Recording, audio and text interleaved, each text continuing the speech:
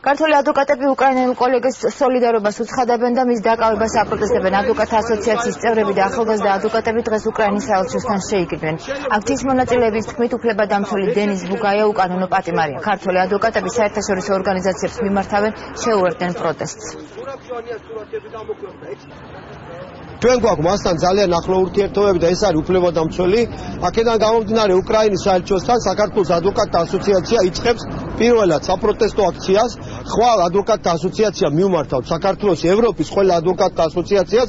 მომავალ კვირაში დაინიშნება სხდომის დღე, სადაც ყველა ადვოკატთა ასოციაცია საქართველოს ადვოკატთა ასოციაციის მოწოდებით გამოვა და უკრაინის საელჩოს წინ გააპროტესტებს ადვოკატ დენის ბუგაიას უკანონო დაკავებად. ეს არის ყოველთ მიუღებელი და პროტესტი საქართველოსთან არის სწორედ სოლიდარული და აი ამ ფაქტის აღმოჩნდება, რომ წარმოუდგენელია თავისუფალი პროფესიის ადამიანი კლიენტის ინტერესების დაცვის გამო ხელისუფლებამ დააკავოს.